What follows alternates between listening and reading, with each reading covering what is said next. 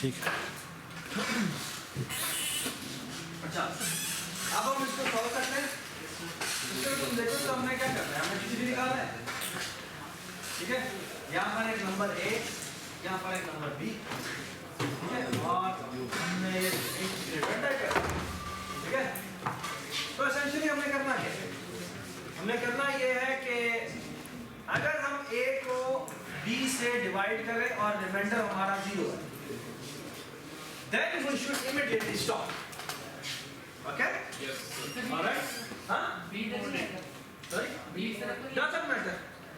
B जरा है, मैं भी आपको दिखाता हूँ, ठीक है, मैंने जानबूझ कर दिया।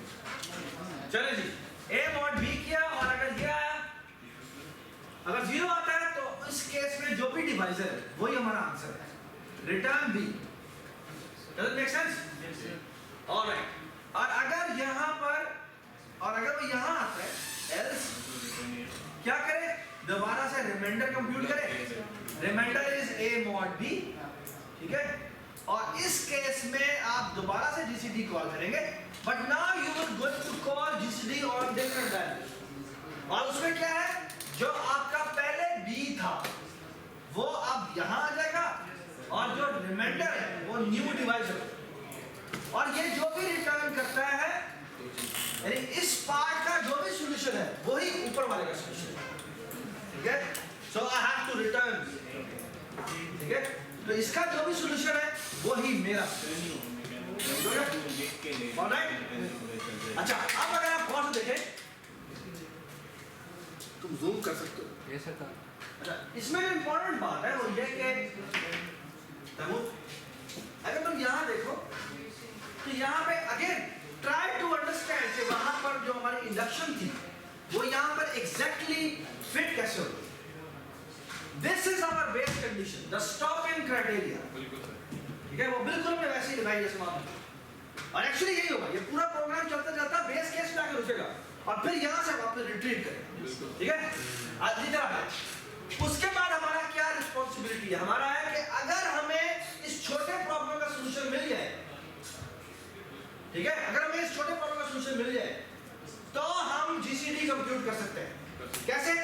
आप जी पहले ये रिमाइंडर लेते हैं और रिमाइंडर लेने के बाद आप इनको चेंज करते हैं, ये आप छोटा प्रॉब्लम कहते हैं, अगर मुझे तुम इसका सॉल्यूशन दे दो तो यही मेरा सॉल्यूशन है। सॉरी, अगर ये जो रिटर्न है ये हम यूज ना करें, अगर ये रिटर्न नहीं करेंगे तो ये क्या रिटर्न करेगा, ये सब मुझे कुछ रिटर्न कर रहे हैं, वो बार बार GCD को कॉल करता रहेगा और जो ही बेस केस वो होगा तो वो रिटर्न कर देगा। बेस केस होगा तो बेस केस इसको रिटर्न करेगा। ठीक है, समझ आ गया। मसला ये है कि आखिरी वाला ने रिटर्न करना है अपने से पिछले वाले को, और वो आएगा यहाँ पर, और यहाँ पे तुमने का रिटर्न नहीं लिखा तो वो जाया होगा। ये अगर हम एक फंक्शन लिखते हैं और वो फंक्शन की वैल्यू रिटर्न करता है और वो आप किसी ने रिसीव नहीं करते तो वो जाया होगा, बिल्कुल यहाँ पर ही हुआ है। तो अगर हम रिटर्न नहीं लिखेंगे तो वैल्यू यहाँ जाया होगा। यार डी से क्या डेटा से क्या डेटा से क्या जी सर, आप पहले आ रहे हैं मैं सर शाम को क्लास में वैसे पढ़ने। अच्छा वैसे ठीक चलिए।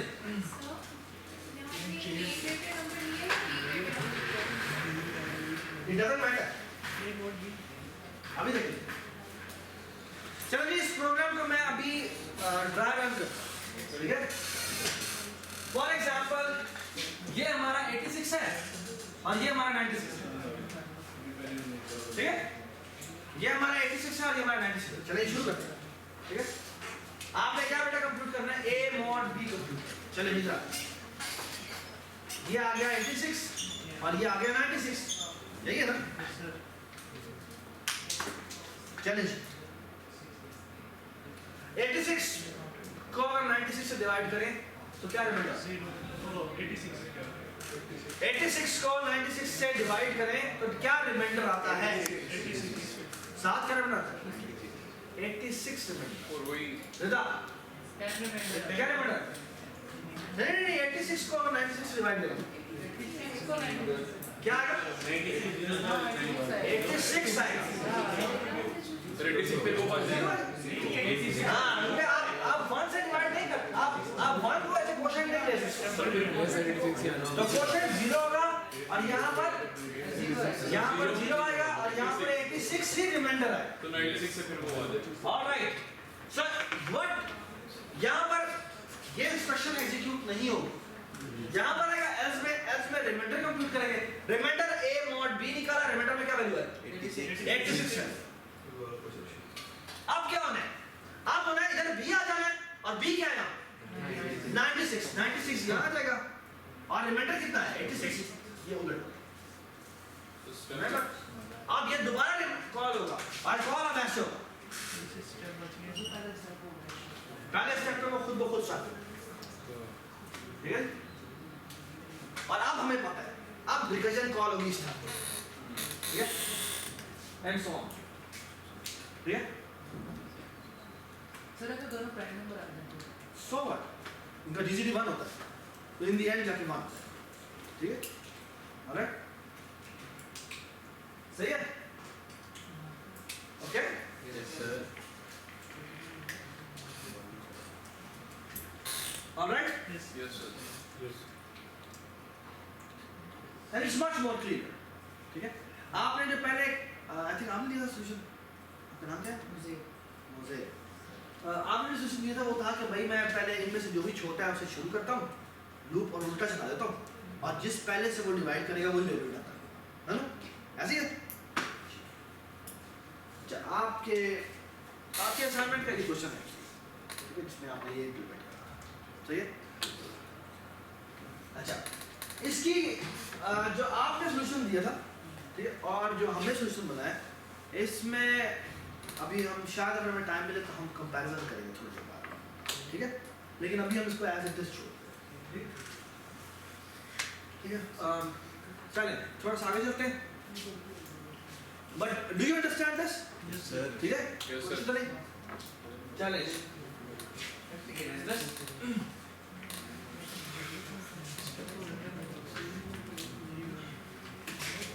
चलें।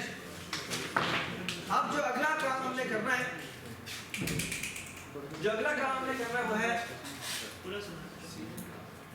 ये फंक्शन लिखना चाहिए, power x y syntax type है जी 8। इसका काम क्या है, इसने x to the power y compute करेगा, ठीक है, x to the power y compute करेगा, ठीक है। Do you understand? Yes sir. Yes sir. Recursively करना। ये फंक्शन की जो मैंने डेफिनेशन लिखी हुई है, डिक्लेरेशन लिखी हुई है, इसमें एक x पैरामीटर जाएगा, एक y पैरामीटर जाएगा और कोई पैरामीटर नहीं जाएगा, स्ट्रिक्टली, और कोई पैरामीटर नहीं जाएगा, ठीक है। ऑलराइट, चलिए खड़े हो जाओ, डिस्कशन करेंगे। चलो खड़े हो जाओ।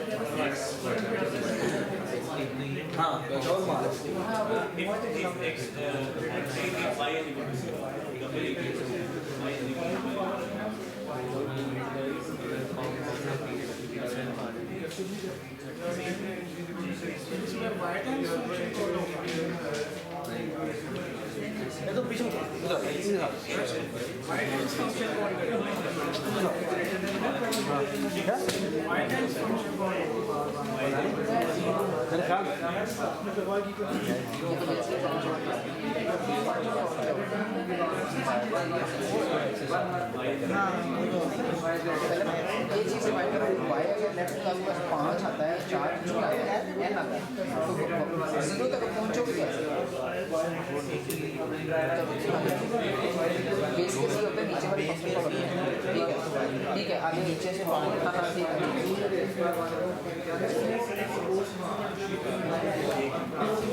कोई भी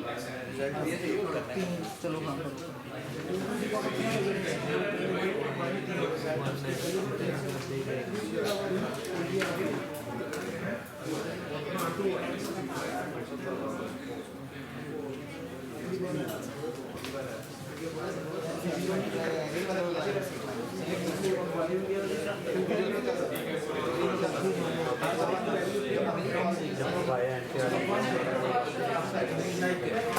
इसमें भी आपने क्या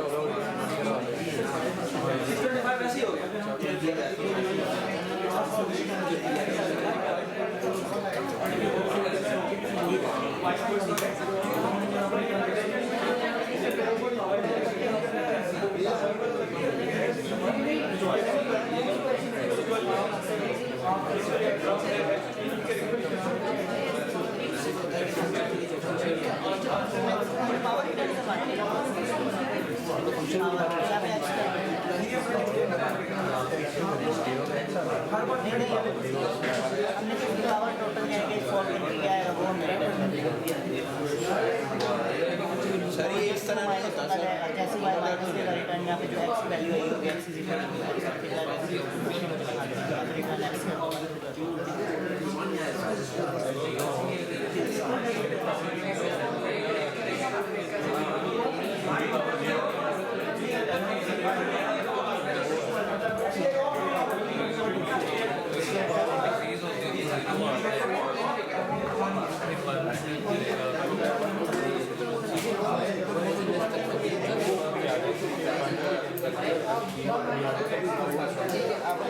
इक्वल टू 0 कुछ भी करते हैं रिजल्ट में क्या x इक्वल x कर दिया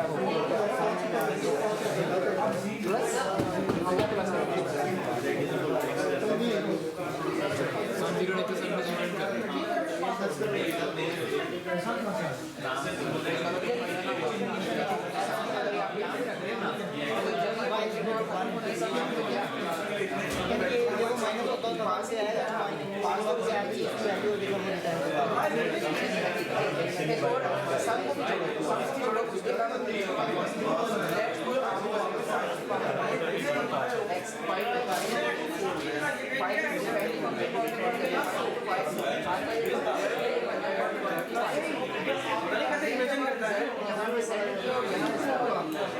दोबारा x इंटू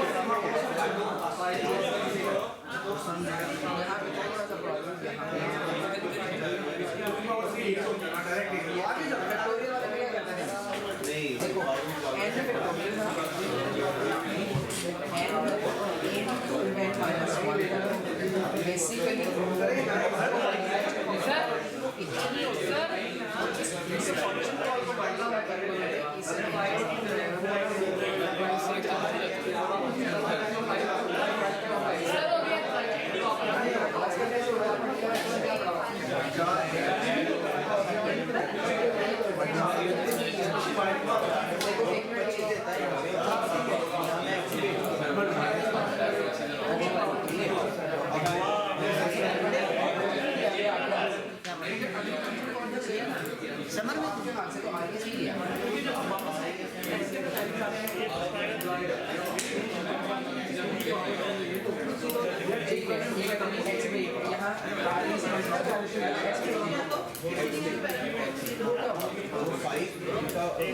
यहाँ भी x में यहाँ भी x देखो आपके पास ये क्या है 2 ये कह रहे हैं यहाँ भी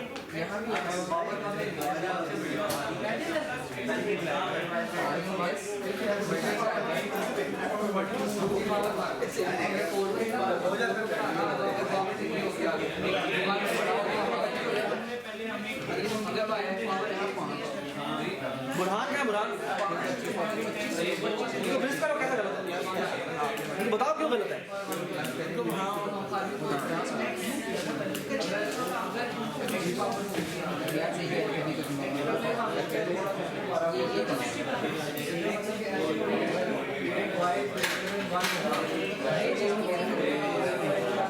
देखो यार बात सुनो सिर्फ एक नंबर बात सुनो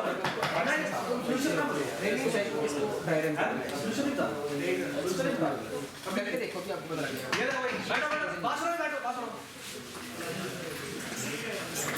देखो मदीना बेटा बहुत बड़ी है ये देखो भाई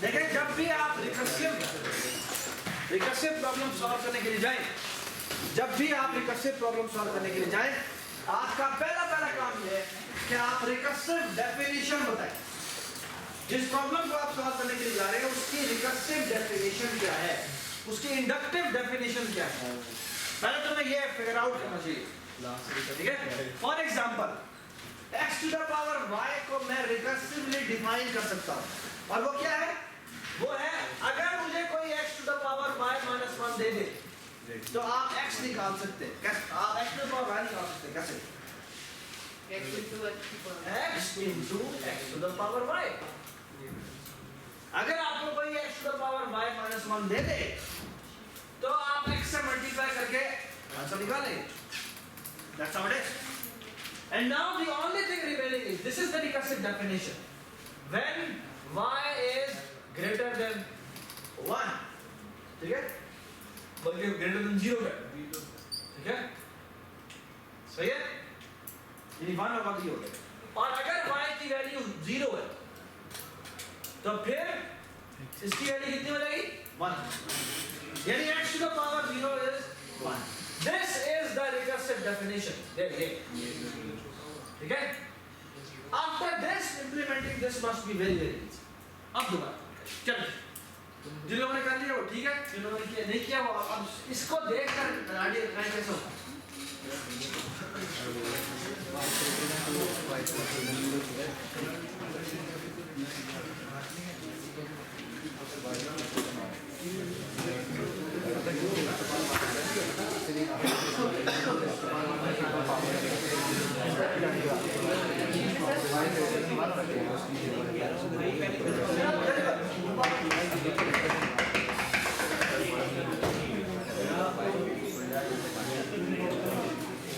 अच्छा बात सुनो जी कुछ आप लोगों में से काफी लोगों ने एक्चुअली ब्रेकअप तकरीबन सब ने उस स्टार्ट ऐसे गलती से किया है पर आई थिंक वो गलती शायद बताने की जरूरत है तो उन्होंने किया क्या है उन्होंने किया ये है कि बेस केस बिल्कुल ठीक लगाया कि x डबल सॉरी इफ अगर y डबल इक्वल टू 0 ठीक है जी तो रिटर्न 1 कर ठीक है मान लीजिए x टू पावर 0 इज 1 ठीक है तो उसके अलावा क्या करते हैं इसके अलावा ये एल्स में जाते हैं x is equal to x multiply by x कर देते हैं ठीक है और यही पावर फंक्शन कॉल करते हैं और उसमें यहाँ x ठीक है और यहाँ पर y और साथ ही ना y डिक्रीमेंट करते हैं ठीक है इसका मतलब क्या यानी कह रहा है x में x एक्यूमुलेट होता जा रहा है और y की वैल्यू डिक्रीमेंट होती जा रही है लगता है बिल्कुल ठीक है हमें x में x मल्टीप्लाई हो जा रहा है यही कहना है ना सारे x एक्यूमुलेट करके लगता बिल्कुल ठीक है कि x को x से मल्टीप्लाई कितनी दफा करना है जी? x को x से मल्टीप्लाई करना है y दफा, और y डिक्रीमेंट हो जा रहा है। इट सीम्स परफेक्टली ओके, है ना? No sir. चलिए इसको थोड़ा इसको डीबग करते हैं, ठीक है? इसको स्टेप बाय स्टेप चलाते हैं थोड़ा। अगर x की वैल्यू 5 है और y की वैल्यू 3 है, तो हम एक्चुअली कंप्यूट करना चाह रहे हैं y की power 3 which is equal to 125। ये करना चाह रहे हैं ना? ये करना चाह रहे हैं, ओके? चलिए जी आ जाते हैं यहाँ। y डबल इक्वल टू 0 है? ऑफ कोर्स नहीं है। यहाँ पर आए, x is equal to x multiply by x किया, क्या वैल्यू हो जाएगी x की? 25। x की वैल्यू हो जाएगी 25। बिल्कुल ठीक है जी, कोई मसला है? यहाँ पर आए, दोबारा पावर कॉल हुआ, y की वैल्यू एक दफा डिक्रीमेंट है, y की वैल्यू एक्चुअली क्या होगी? 2। यहाँ पर आए, यहाँ पर 25 पास हुआ और 2 पास हुआ। आ जाइए जी, y की वैल्यू 0 है? ऑफ कोर्स नहीं है। यहाँ पर आए, यहाँ पर मल्टीप्लाई क्या होगा? 25 मल्टीप्लाई बाय 25। x की जगह रिजल्ट ले दो। प्रॉब्लम यह है कि पिछली वैल्यू अब 25 हो चुकी हुई है, और अब अगर तुम उसको दो, हम उसको मल्टीप्लाई अपने पुराने x से करना चाहते हैं, लेकिन अब वो x नहीं रहा, वो तुमने रिप्लेस कर दिया है, तो अब वो 25 बन चुका हो। तो अब अगर तुम 25 से मल्टीप्लाई करोगे तो वो 625 हो जाएगा, और हम इसको x कौन से वाले x से मल्टीप्लाई करना चाहते थे जो पहली दफा था। Everybody understand the problem? ये एक्यूमुलेशन में प्रॉब्लम आ रहा है, एक्यूमुलेशन में प्रॉब्लम आ रहा है। Do you agree? ऑलराइट, इसका मतलब है ये काम नहीं चलेगा, ये काम नहीं चलेगा। चले, अच्छा अब now look at the solution. What about कि मैं अगर सिर्फ ये लिखता हूं,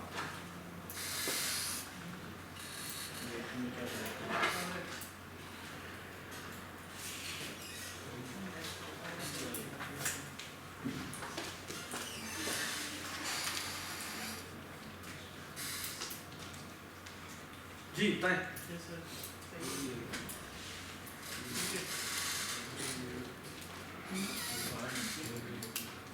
क्या होगा? मैं ऐसा कहता हूं मैंने 5 to the power 3 कंप्यूट कर लिए।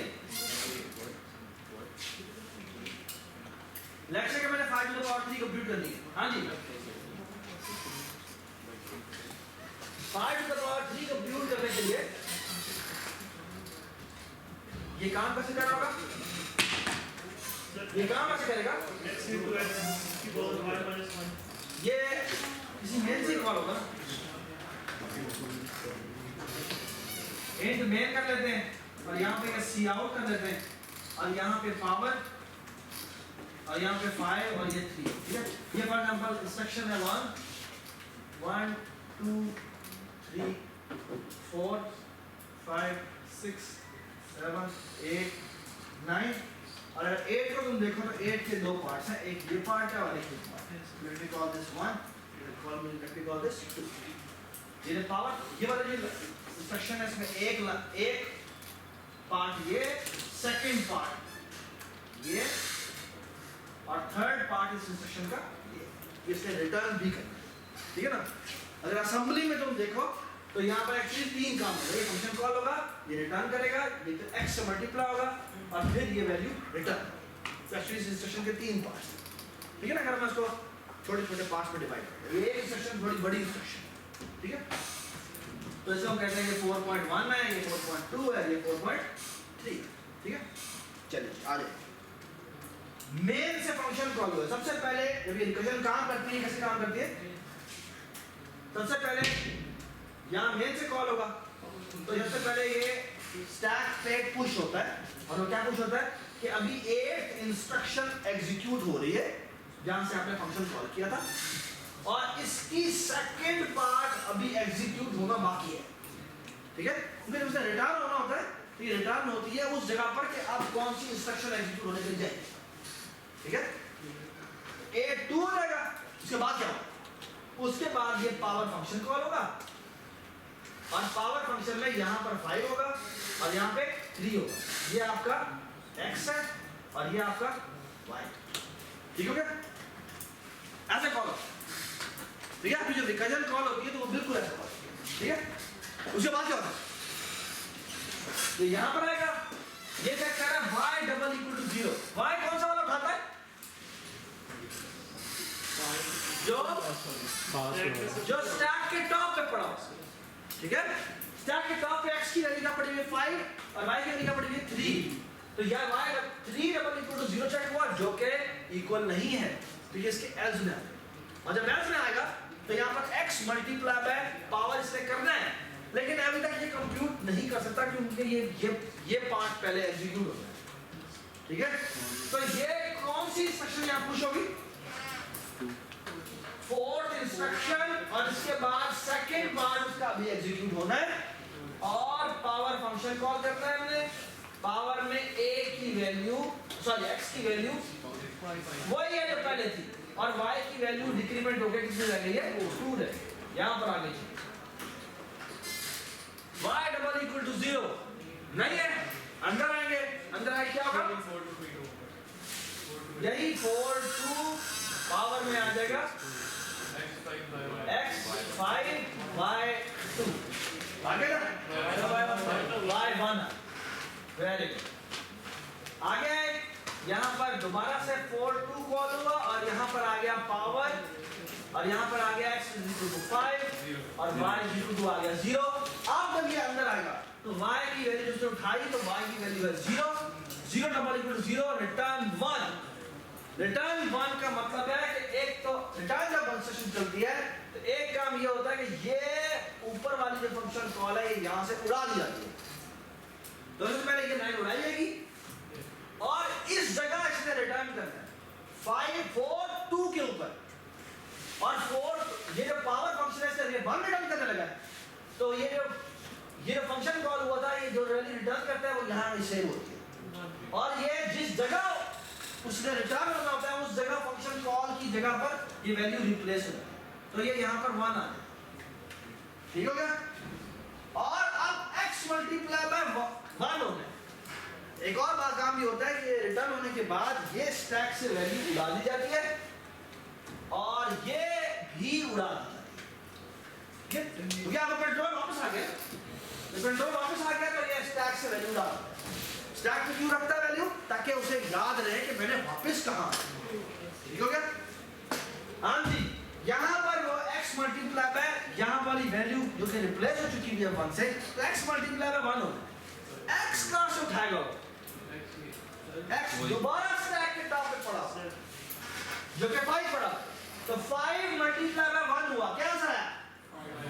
5 हुआ। और ये वैल्यू अब इसकी थर्ड पार्ट का एग्जीक्यूट होना जो कि क्या है? रिटर्न हो जाए। तो 5 वैल्यू रिटर्न होनी है, 5 वैल्यू रिटर्न होनी है तो इसका मतलब है इस जगह पर 5 आ जाएगा, ये फंक्शन रिप्लेस होगा यानी उड़ा दिया जाएगा स्टैक से। कहां कंट्रोल होना है? वापस कंट्रोल यही होना है, ये भी उड़ा दिया गया। अब x इक्वल टू 5 और y इक्वल टू 2 टॉप पे पड़ा हुआ है और जो रिजल्ट में वैल्यू पड़ी हुई है वो कितनी है? 5 है, जिसका रिप्लेस होनी है इस जगह में रिप्लेस होनी है। x मल्टीप्लाई बाय क्या होगा? 5। x क्या है? 5 है। 5 मल्टीप्लाई बाय 5 कंप्यूट होगा जो कितना है? वो जरा 25 ये वैल्यू रिप्लेस हो जाएगी और ये दोनों वैल्यू स्टैक से ये फंक्शन कॉल रिप्लेस हो गई और ये वैल्यू भी रिप्लेस हो गई।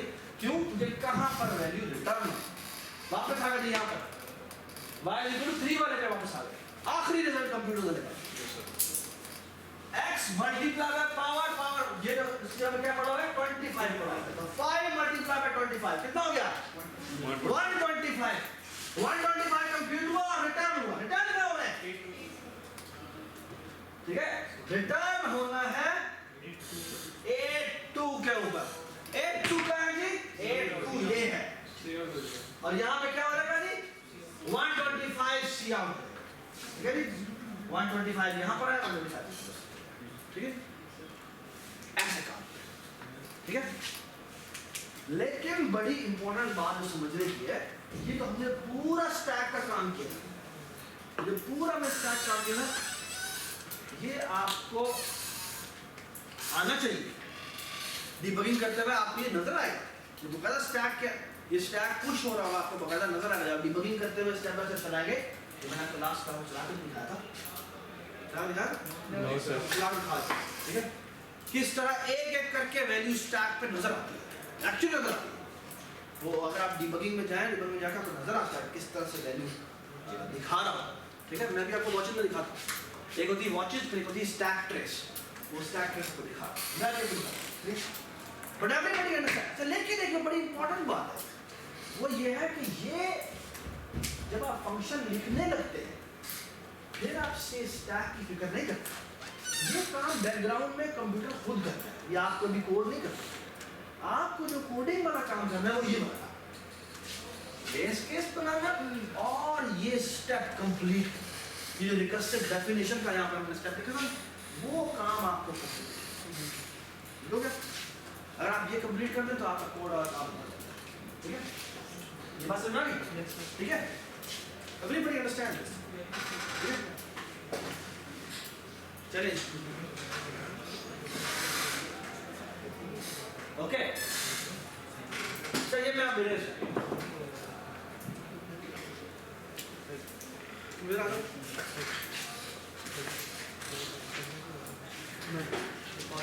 नहीं जो मर्जी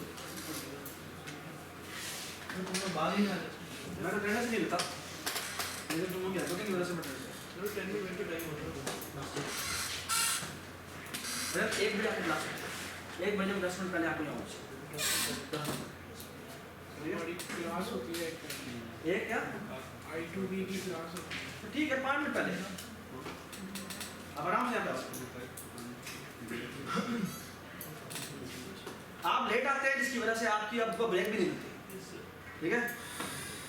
और एक्चुअली ये कोर्स इतना आसान नहीं है जिसमें आपको ब्रेक मिलनी जरूरी है, लेकिन मैं नहीं दे सकता। मैंने आपकी क्लास आज पता मुझे ब्रेक शुरू की दूर बात है, आपको टाइम पड़ सकती है। चलिए अच्छा, अगेन ये मैं खाली वैल्यूज वगैरह भी रिप्लेस कर रहा हूँ ताकि ये इसका इंडिपेंडेंट होकर सोचें। अच्छा, एक वैसे बात बताऊँ, वो ये कि अगर मैं बेटा आपको कहता हूँ कि ये मैंने कोई वैल्यू कंप्यूट की, फॉर एग्जांपल मैं कहता हूँ आपको मैंने 5 की पावर लेट्स से 999999999 बहुत बड़ा नंबर 5 की पावर बड़ा नंबर होता है। हाँ, पहली बात तो ये है कि इतना बड़ा नंबर स्टोर कैसे कराएंगे, बिल्कुल ठीक बात, उसका इलाज है मेरे पास। अब इलाज ये है कि मैं कहता हूँ कि तुमने एक्चुअली जो स्टोर करना है वो ये नहीं करना है एक्चुअली पावर का स्टोर करना है, लेकिन साथ तुमने एक m पैरामीटर में पास करना है, और वो क्या है, वो ये है कि तुमने एंड में मॉड्यूलो लेना है। फॉर एग्जांपल मैं कह दूं आपने 5 की पावर 3 लेनी है, ठीक है, 5 पावर 3 लेनी है, और थर्ड पैरामीटर में 75 पास कर। मैं एक्चुअली आपको क्या कह रहा हूं, मैं आपको कह रहा हूं 5 की पावर 3 कंप्यूट करो और इसका मॉडुलस ले लो 75 के साथ। क्या आंसर आना चाहिए? 125 का मॉडुलस को 75 के साथ क्या आता है? क्या आता है यार? 125 में से 75 माइनस 50 है, जी बातें करते हो यार, 50, ठीक है ना। तो ये आंसर। अब सवाल ये बना होता है कि मैंने यही पावर निकालनी है, ठीक है, यही पावर निकालनी है, लेकिन साथ साथ मॉडुलस मिल गया। साथ मॉडुलस लेने का सच्ची मतलब पता क्या, जैसे ही नंबर बड़ा होने लगे मॉडुलस, क्यों? क्योंकि मॉडुलस की एक प्रॉपर्टी होती है, अगर तुमने डिस्क्रीट मैथ में पढ़ा होता कि नंबर जब मल्टीप्लाई हो जाते हैं तो a multiply by b multiply by c multiply by d का जो मॉडुलस लेना है m के साथ, ये एक्चुअली बराबर होता है कि a मल्टीप्लाई बाय b का मॉडुलस है, फिर ये जो आंसर है उसका मल्टीप्लाई बाय c करो और फिर मॉडुलस लो, ठीक है। फिर जो ये आंसर है इसको मल्टीप्लाई बाय d करो, और फिर उस चीज का मॉडुलस समझ में आई बात? तो ये नहीं जो रिजल्ट दरमियान में कंप्यूट हो रहा है हम साथ साथ उसका मॉडुलस लेते हैं। समझ में आई बात? तो इस कोड में मैं क्या चेंज करूं तो ये हमारा आंसर आ जाएगा। सर सबसे पहले मसला तो ये आएगा कि वाई में आप कैसे इतनी बड़ी वैल्यू स्टोर करवा रहे हैं? क्या वाई में इतनी बड़ी वैल्यू स्टोर कैसे करवा रहे हैं? वाई में सबसे बड़ी वैल्यू स्टोर कैसे करवा रहे इतनी हैं? बड़ी वैल्यू स्टोर कैसे करवा रहे हैं? मैं कह रहा हूं जो भी मेरी इंटीजर की मैक्सिमम वैल्यू आ सकती है वही है। अच्छा सर, ठीक है, सही है। अच्छा भाई ये काम हम कर लेते हैं। मैं आपको डेटा टाइप चेंज करके इंजीनियरिंग यस यूजर हो सकती है क्रिप्टोग्राफी में, ये बड़ी आम बात। क्रिप्टोग्राफी में आपको बड़े नंबर लेके उनकी मल्टीप्लिकेशन पावर लेके काम करना। आप जितनी भी फेसबुक वगैरह पे मैसेज पासिंग हो रही होती है वो सारी की सारी इतने बड़े बड़े नंबर कंप्यूट होते हैं, 1000 digit long, 1000 digit power computation, ये सारा काम हो रहा है। ठीक है, ये कोई नई बड़ी बात नहीं। ठीक है, अगर मुझे शौक है तो मैं नेक्स्ट टाइम डिस्क्रिप्शन में पढ़ाऊंगा, तो क्रिप्टोग्राफी का सेशन है वहाँ में। ठीक, बट हाँ हम अज्यूम करते हैं ये है। ठीक है, आगे चलते हैं। अब सवाल ये पैदा होता है कि इसको मैं कोड कैसे चेंज करूं? एक लाइन की चाहिए, बताओ कैसे? एक बगैर एक लेटर नहीं चाहिए, क्या चेंज करें? कंप्यूटेशन कहाँ होगी?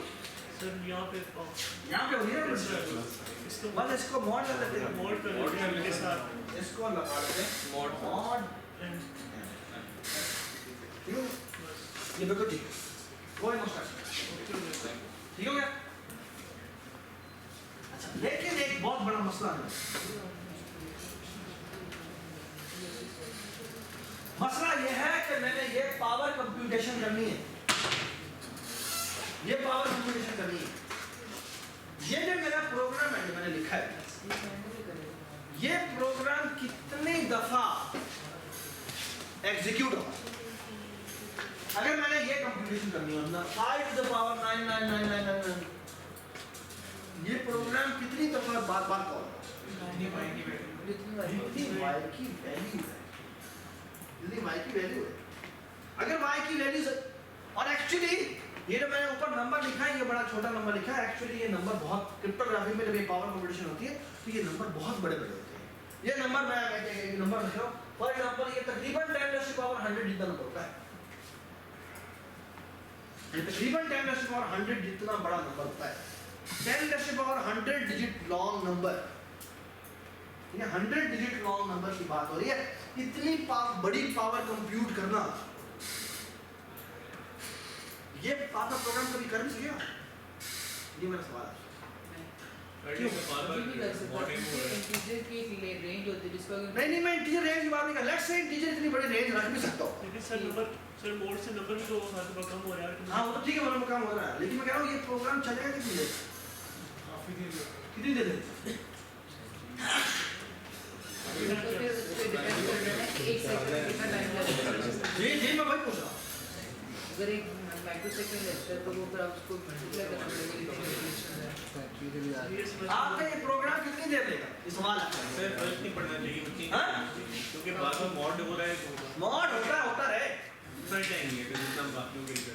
चलो हाँ, 10 to 10 to 100 भाईजान आपको मैं बात बताता हूँ। मेरे लिए अगर मैं कह दूँ ना मैंने 10 टू द पावर 100 यानी किसी चीज x की पावर ये निकाल ली, तो ये फंक्शन, ये जो फंक्शन है इसमें सिर्फ एक दफा y डिक्रीमेंट होता है ना? ये बार बार जितनी दफा सिर्फ फंक्शन जितना कॉल होना है ना, ये इतनी दफा फंक्शन कॉल होना है, क्रैश हो जाएगा। ये इतनी दफा फंक्शन कॉल होना है, ये तकरीबन इतनी दफा फंक्शन कॉल होना है।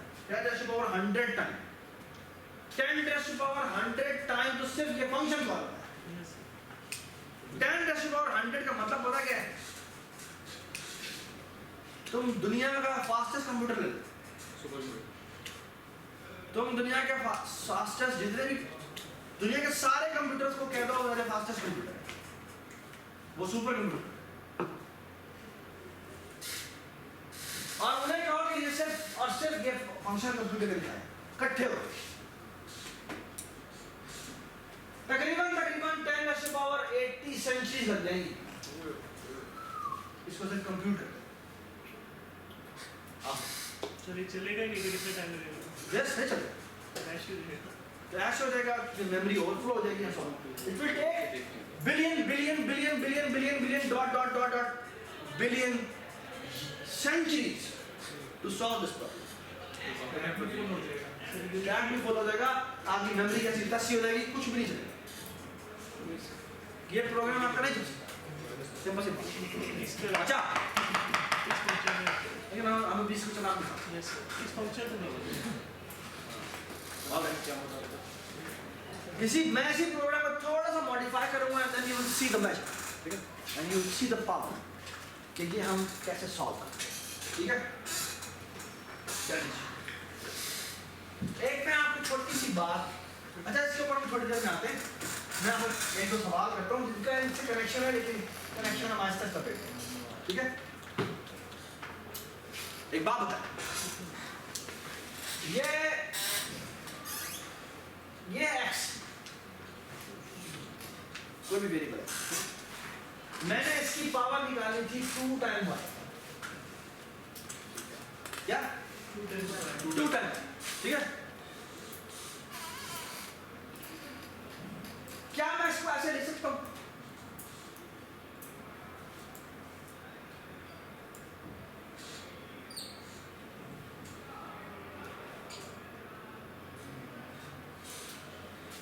मैं इसको ऐसे लिख सकता हूं? Yes, sir. या मैं इसको ऐसे लिख सकता हूं?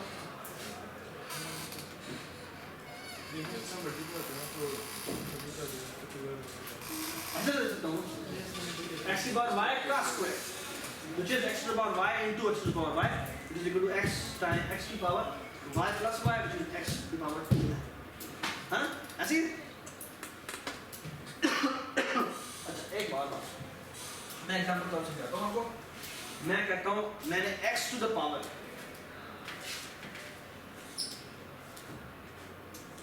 कहता हूँ मैंने x to the power 100 compute कर दी, क्या x to the power 100 compute, क्या मैं इसको ऐसे कह सकता हूँ x की पावर 50 का स्क्वायर, का स्क्वायर सकता हूँ सर, Yes, sir. है ना? Yes, sir. जब बड़ी बात बता, ये जो मैंने ट्रांसफॉर्मेशन की है, इस फंक्शन, ये फंक्शन कंप्यूट करते हुए इस तरीके से, मुझे कितनी मल्टीप्लिकेशन होगी? 100 मल्टीप्लिकेशन, इस पर कितनी लगी?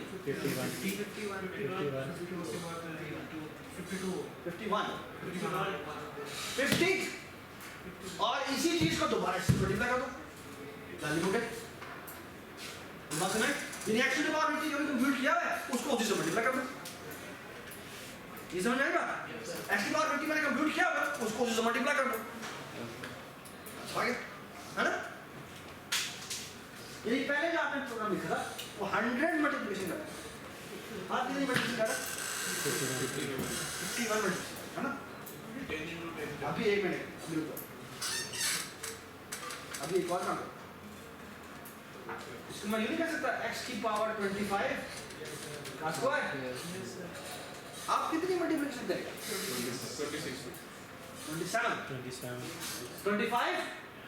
25 ये कंप्यूट करने के लिए, फिर इसी को इसी से मल्टीप्लाई कर देंगे, जो भी आंसर आएगा, ये रिजल्ट आएगा ना आंसर, इसको इसी से मल्टीप्लाई कर देंगे, तो 50 हो जाएगा, फिर इसको दोबारा उससे मल्टीप्लाई कर देंगे, तो कितनी मल्टीप्लिकेशन? 25, 26, 27, पहले कितनी मल्टीप्लिकेशन हो रही थी? 100, अब कितनी हो रही? 27, क्या बात है, अभी और कम कर रहे हैं भाई, जल्दी 25 कैसे है? क्या मैं इसको ऐसे कर सकता हूँ? एक मिनट, थोड़ा सा अगर मैं कर दूं x मल्टीप्लाइड बाय, जी कितना रहेगा? ये x, ये कितना होता है? x मल्टीप्लाई, ये 24 नहीं होता? Yes sir, 24. ये 25 मैंने कंप्यूट करा था, ये हो जाएगा x multiply by x to the power 24, इसको मैं लिख सकता हूँ x to the power 12 का स्क्वायर, बिल्कुल सर। कितनी मल्टीप्लिकेशन है यार? 12, 13, 14, 15, ये हो गया, मतलब समझ समझ नहीं आ रहा? अच्छा अभी मैं कुछ और भी कर सकता हूँ क्या? x to the power 6 square अभी भी कर सकता हूँ So 3 x की पावर 3 स्क्वायर सब x की पावर x into x ठीक है? एक मल्टीप्लिकेशन, दो मल्टीप्लिकेशन, तीन मल्टीप्लिकेशन, 4 5 6 100 multiplication से 7 multiplication. That's a huge difference. That's a huge difference. Okay? Okay? What's the idea? Let me give you a recursive way to solve the same problem. This was the usual simple power function. मैं आपको एक और भी बताता हूँ, इसका नाम fast power. ठीक है? What is fast power? Fast power में एक x है, एक y. What do you want to compute? X to the power y. ठीक है? It's a function of two values. एक अगर आप m भी कह सकते हैं, इसमें आप मोडुलो भी लेते जा रहे हैं. ठीक है? What is x to the power y? So you want to compute x to the power y. This is essentially equal to x to the power y. लेकिन how do you compute? You compute it in this recursive fashion. Okay, what is the fashion? अगर y की value 0 हो जाए, अगर y की value 0 हो जाए, तो आप 1 रिटर्न करते हैं. समझ में आ गई बात? Yes sir. तो आप 1 रिटर्न करते हैं. ये ना बिल्कुल. कि x की पावर अगर सॉरी